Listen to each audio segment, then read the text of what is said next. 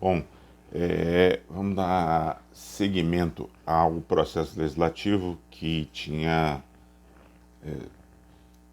sido começado, a análise dele tinha sido começada no último vídeo, nos últimos dois vídeos, e é, o objetivo agora é completar as observações relativas ao processo legislativo das leis e ainda em seguida, num segundo vídeo dessa semana, fazer a análise da medida provisória e das demais espécies legislativas, essas muito rapidamente aqui. Então eu vou direto para o ponto onde eu parei, e eu parei na votação. A votação como eu disse, no plano federal, implica duas casas, uma casa de início, uma casa de revisão. Disse, como vocês se lembram, que a casa de início e a casa de revisão não estão colocadas fixamente na Constituição como sendo a de início a Câmara dos Deputados e a de revisão o Senado, mas que, por razões de índole sistemática, dado que a maior parte das proposições legislativas começam na Câmara, a Câmara acaba sendo, pelo menos estatisticamente, aquela que mais ocupa a posição de casa iniciadora, e o Senado aquela casa que ocupa mais comumente, do ponto de vista estatístico, a posição de casa revisora. Disse da precedência da casa iniciadora sobre a casa revisora, esclareci que isso não significa que a casa revisora tenha um papel secundário, até pela dinâmica política deve haver uma concertação entre uma casa e outra, mas o texto constitucional, ainda que de maneira implícita, dá a última palavra à casa iniciadora, não à casa revisora. Lembrando sempre que a casa revisora tem o grande poder de pura e simplesmente rejeitar o projeto de lei advindo da casa iniciadora. Daí porque as coisas têm que se acertar politicamente. Aí o problema já não é mais jurídico, o problema é de dinâmica de discussão política entre as duas casas. É isso que vai garantir o verdadeiro equilíbrio entre uma casa e outra no sistema bicameral, que é a forma como a Constituição organiza o poder legislativo no âmbito da União. Nos estados e nos municípios isso não ocorre porque, como também nós já vimos, lá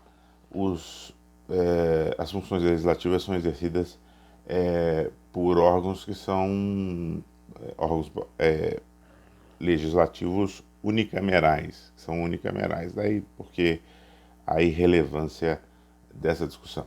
Fiz uma última observação que eu quero retomar aqui, só para lembrar vocês que no caso da emenda constitucional, por força de dispositivo constitucional, lá contido no artigo 60, não existe esta distinção entre casa revisora e casa iniciadora, ou casa iniciadora e casa revisora. A emenda só será aprovada se houver a concordância de ambas as casas, que vão sempre deliberar por 3/5 em 2 turnos de votação. Agora, eu passei para a deliberação, a votação, fazendo as observações que fiz, inclusive sobre a questão da chamada ordem do dia, sem ter em conta ou passando sobre a questão da discussão. A discussão, por óbvio, precede a votação. Então vamos a ela porque ela é rápida, mas ela precisa ser abordada de maneira bastante precisa aqui, porque há alguns detalhezinhos que são importantes.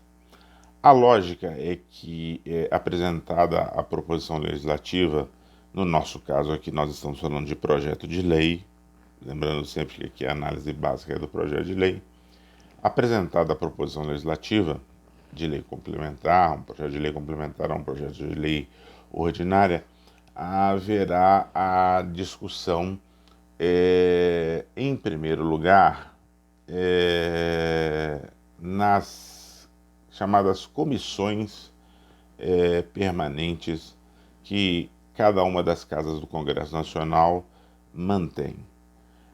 O artigo 58 da Constituição, portanto um artigo fora lá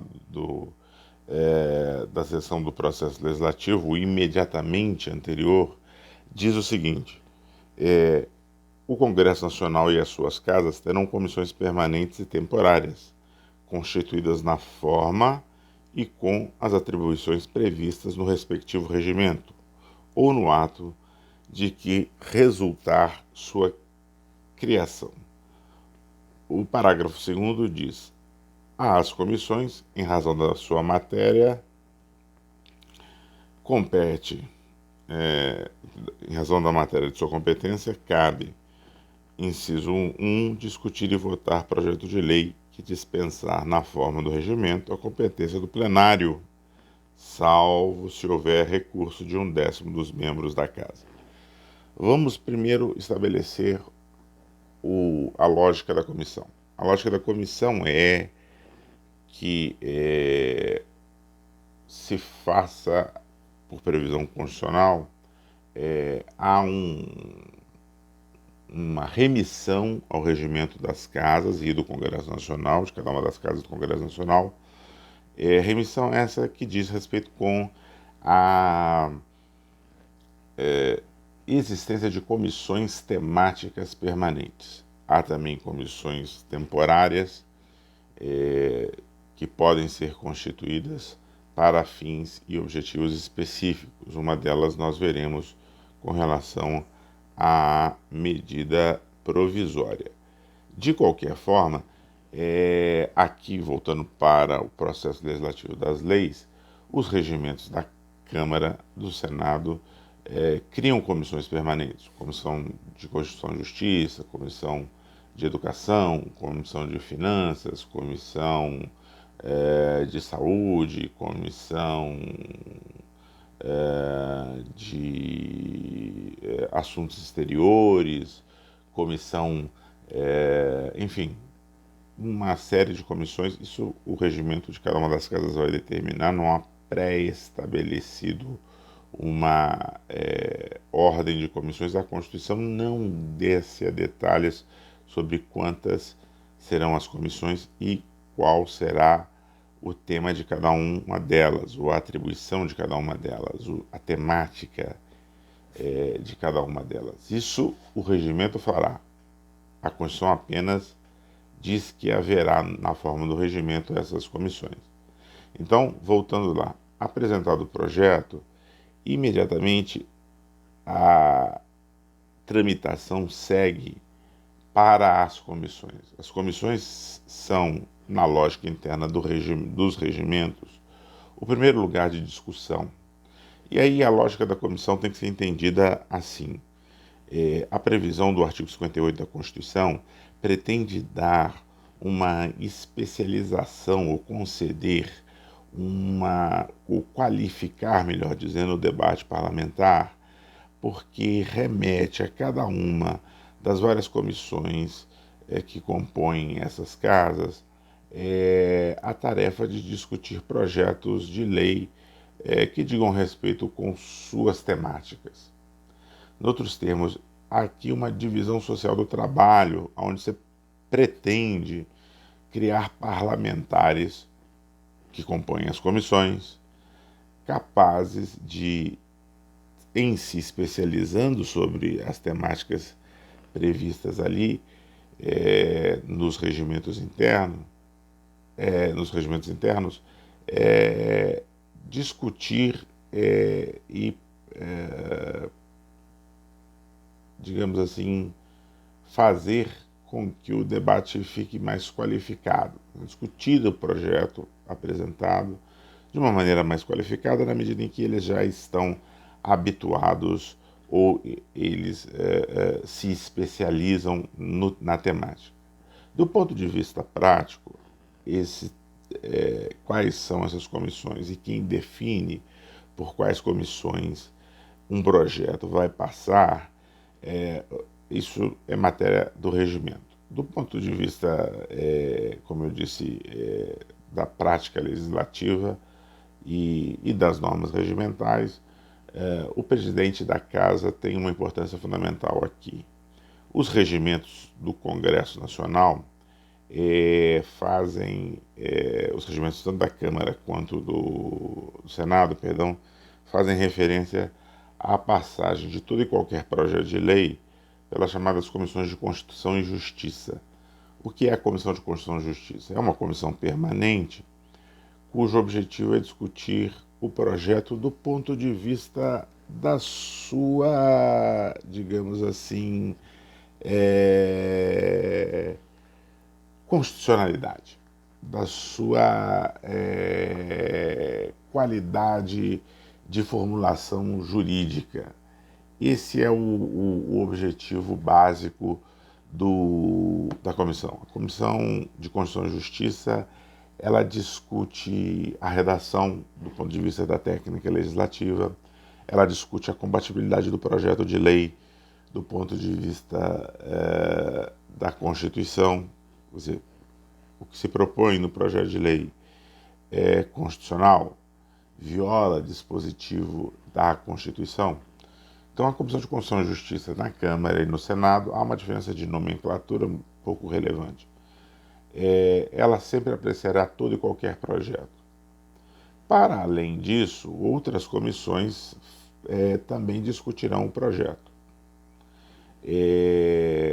Há aqui uma determinação por parte do presidente da casa de a que comissões será enviado o projeto para além da Comissão de Constituição e Justiça, que essa sempre se manifesta segundo os regimentos das duas casas. Então, assim, trata-se de um projeto de reforma educacional.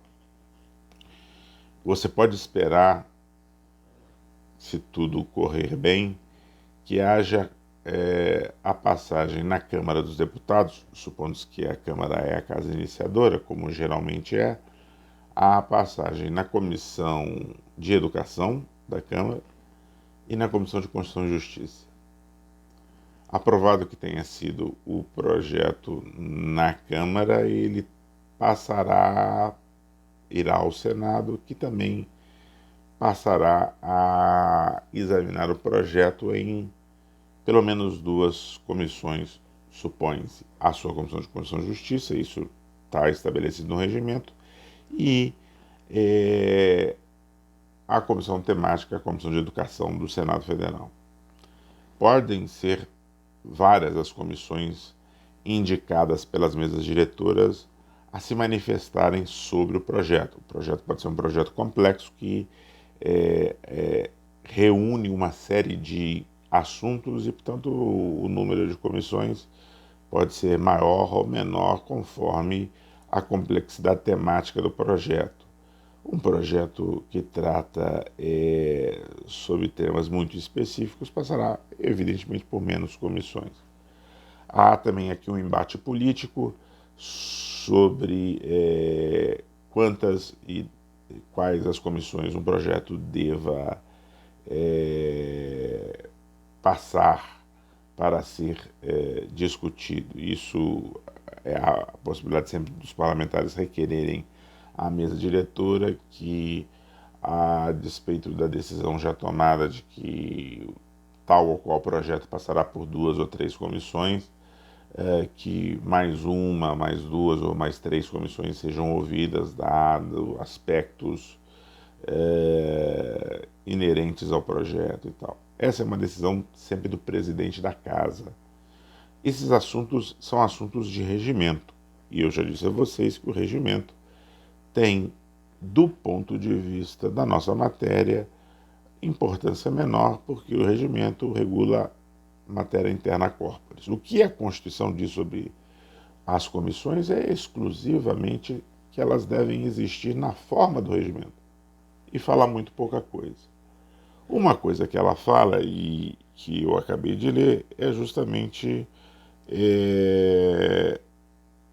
no parágrafo 2º do artigo 58, no inciso 1, a Constituição abre a possibilidade de uma delegação interna. A delegação interna à comissão, ou a comissões. O que significa dizer isso?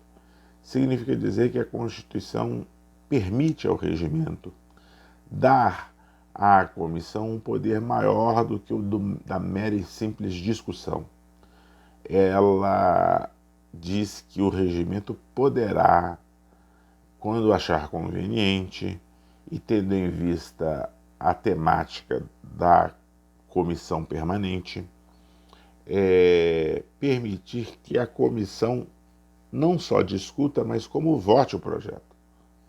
E aí a comissão vota o projeto e o projeto não precisa ir ao plenário, porque já foi aprovado pela comissão da casa.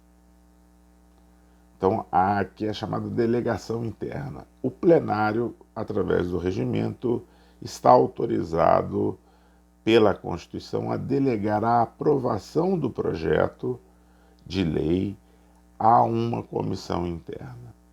Agora, o mesmo dispositivo, esse inciso 1 do artigo 2º do 58, diz que 1/10 dos parlamentares pode recorrer ao plenário. Isso significa dizer que essa eventual concessão de delegação interna fica a depender, em boa medida, da satisfação dos parlamentares. Porque se 1/10 deles resolve que a deliberação tomada na comissão não é satisfatória, basta se manifestar através seguindo o procedimento previsto pela Constituição, pelo regimento interno, perdão. 1/10 dos parlamentares se manifesta na forma do regimento e recorre ao plenário, o que significa dizer que o plenário, então, é soberano para ou confirmar a deliberação tomada pela comissão ou rejeitá-la. Então, isso pode acontecer. Então, recapitulando muito rapidamente aqui, porque quero andar com isso. A comissão, ela tem a missão de discutir o projeto e, eventualmente, se o regimento da casa a qual ela pertence assim o determinar, ela poderá fazer mais do que isso. Ela poderá discutir e votar o projeto. A votação do projeto, no sentido de aprovação da proposição legislativa ou rejeição, ela está sempre sujeita, no prazo regimental, a um recurso de 10%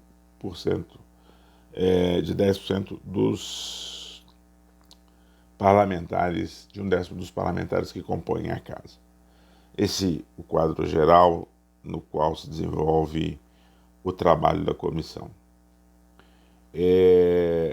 Eu volto a falar aqui especificamente sobre a Comissão de Constituição e Justiça, porque ela tem uma importância diferenciada nesse quadro.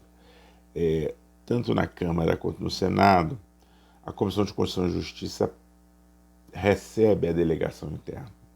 E ela recebe uma delegação interna muito específica. Ela faz aquilo que se chama, ela pode deliberar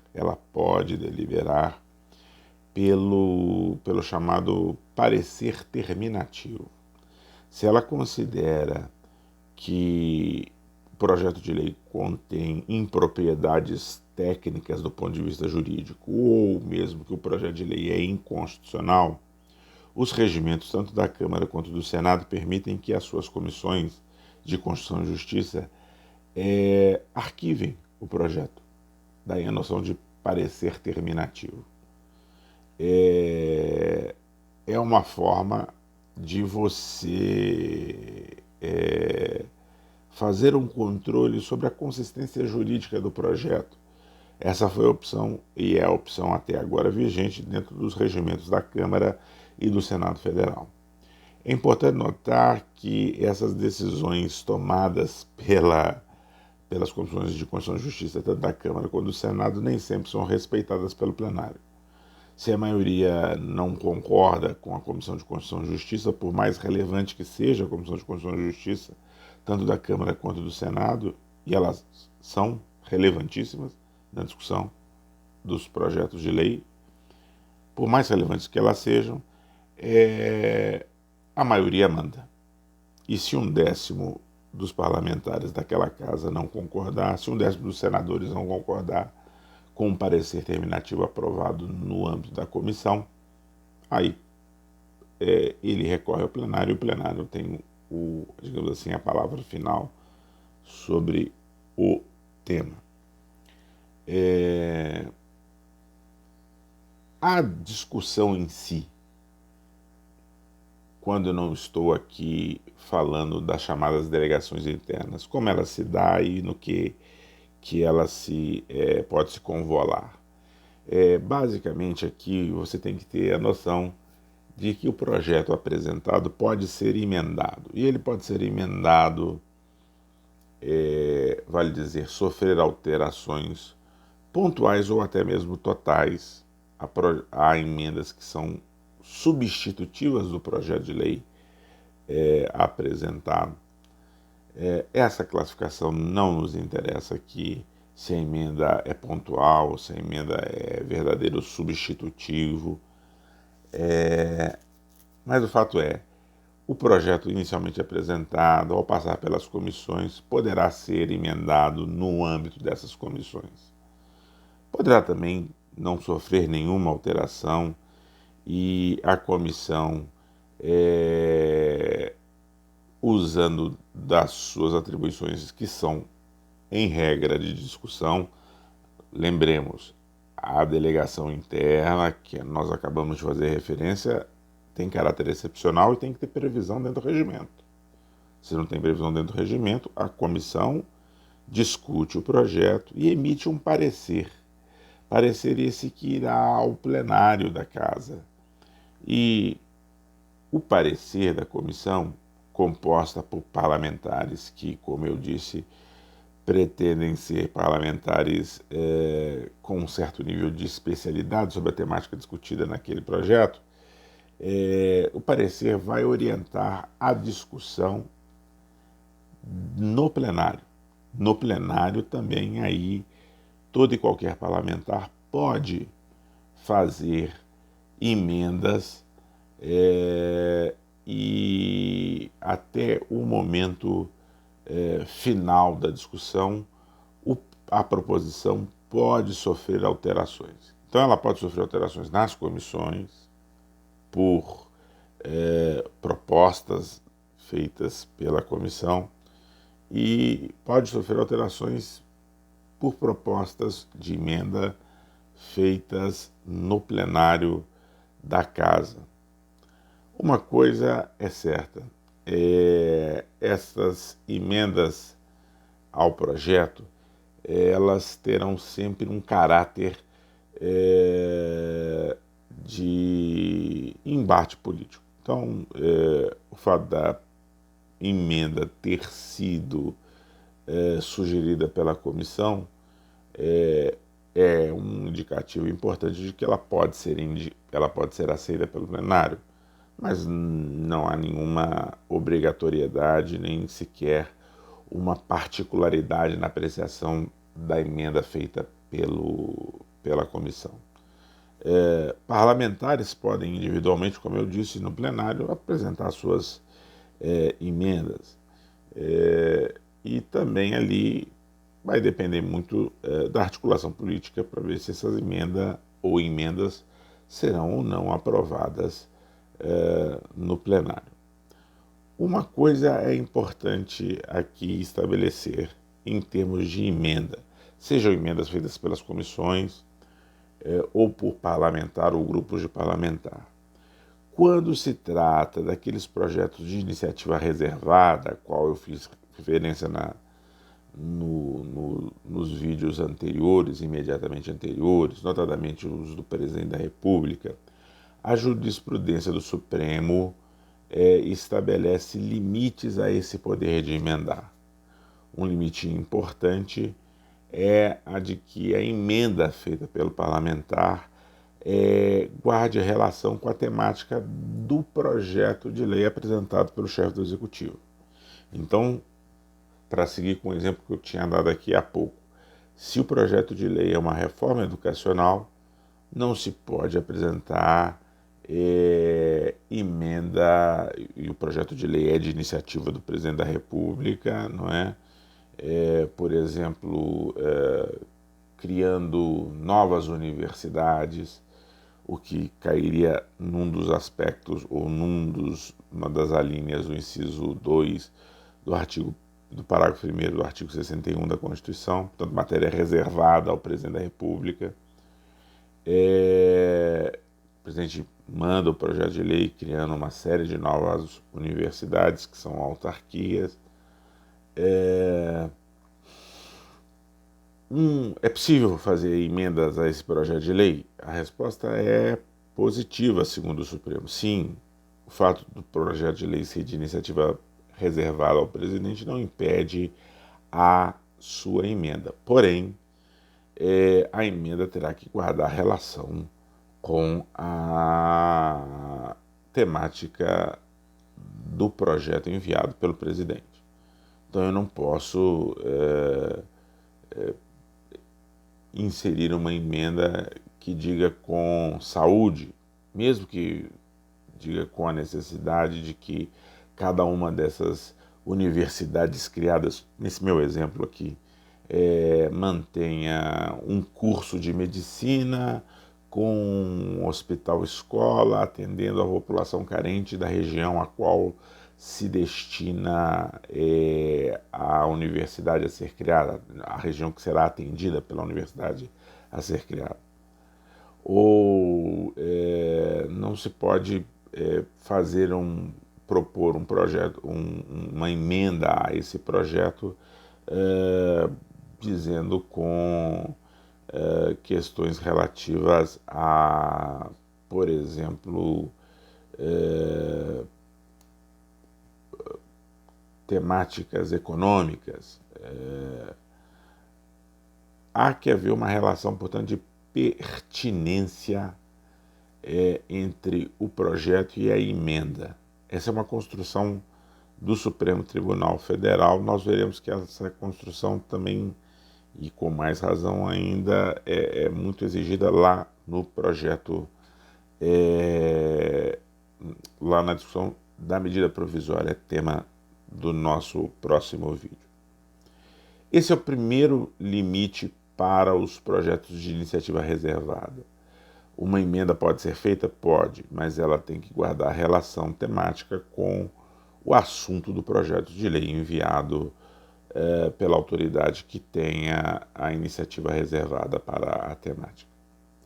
O segundo ponto, esse mais sério, diz com dispositivos constitucionais, esses expressos na parte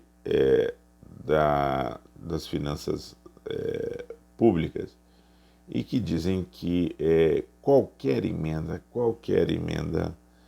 a ser realizada por parlamentar a projeto de iniciativa reservada ou privativa, por exemplo, da chefia do Executivo, jamais poderá alterar o impacto global orçamentário que a medida tenha.